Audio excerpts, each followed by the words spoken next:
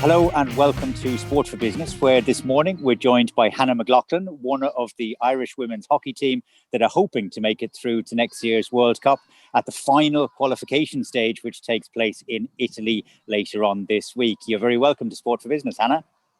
Hi, thank you very much for having me. No, real pleasure. Pisa in Italy is the venue, France the first opponents.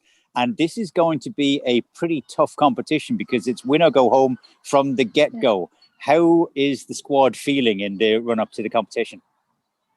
I think, firstly, extremely excited. The opportunity to qualify for a World Cup doesn't come around very often. So I think that's the overwhelming feeling of excitement, getting back onto the international stage and playing hockey again.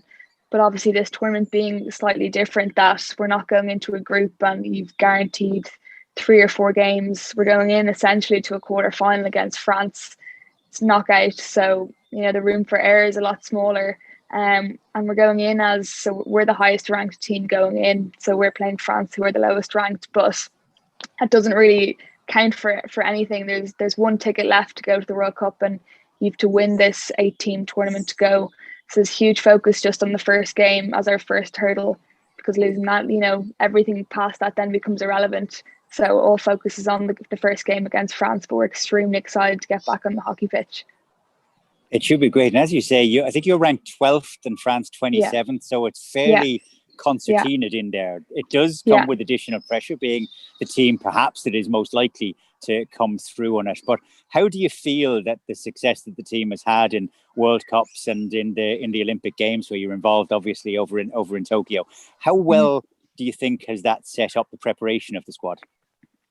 I think probably as best as we could.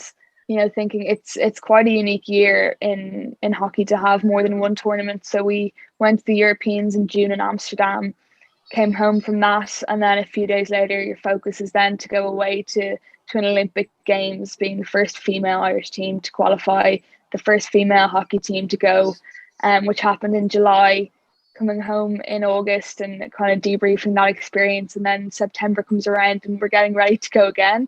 So it's been a whirlwind of a year, but I mean, there's been so many opportunities to play hockey. And I think going into this qualifier, I think all we need to think about is ourselves.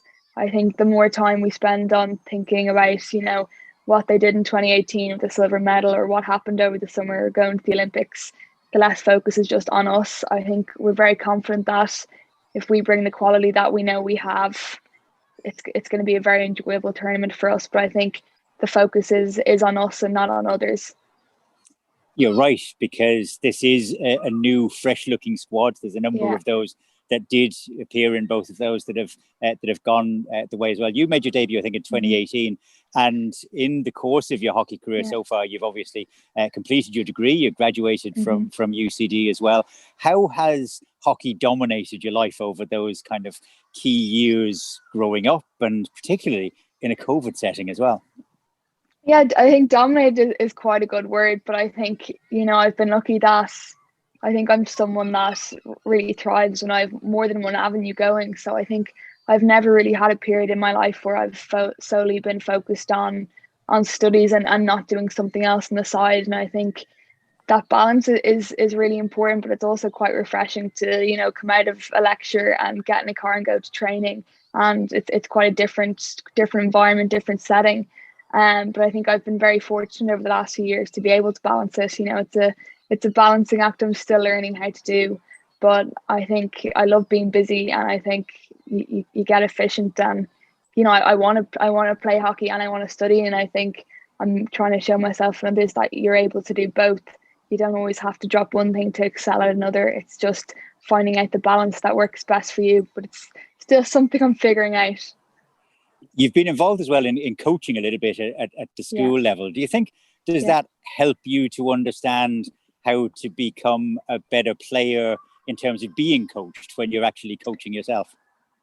I think so. I think I find it interesting that, when I was younger, as I am now, I was coached by girls and guys my age. And I think it's quite an important relationship. But I think, although I'm coaching and teaching others, I think I learn a lot about myself.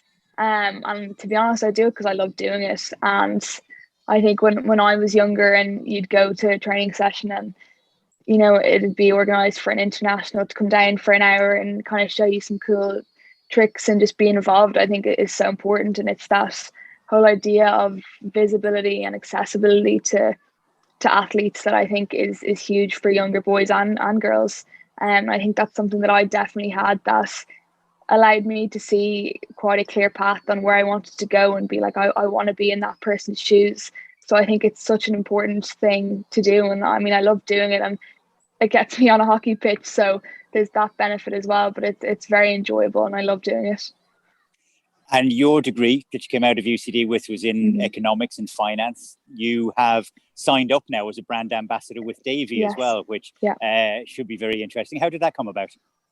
Well, I'm actually still in my final year of my economics and finance degree, and in third year, as part of my degree, the option of doing a 9-month internship placement style across a number of firms in Dublin or abroad. And I did mine in Davy. So last year I finished it in the summer of this year. So I suppose that's initially where that relationship started. But I think throughout the year, you know, I was balancing an internship with a full-time Olympic training program. I think that's where that mutual relationship started, of allowing me to one, do well in the classroom, in the office, and to keep learning and progressing from, I suppose, an academic career, and then also complementing me, allowing me to train. So allowing me to pursue both avenues at the same time, which they were really, really good to me for. It is a great learning experience of teamwork, I guess, on the pitch as well as in the rooms and the offices. Well, listen, the nation will be watching. We've taken you to our hearts as a team down the course of the last few years, and it'll be that way again. France first up, then hopefully a semi-final, a final, and the World Cup next year. But for the moment, anyway, thanks very much for joining us on Sport for Business, Hannah McLoughlin. Thank you very much.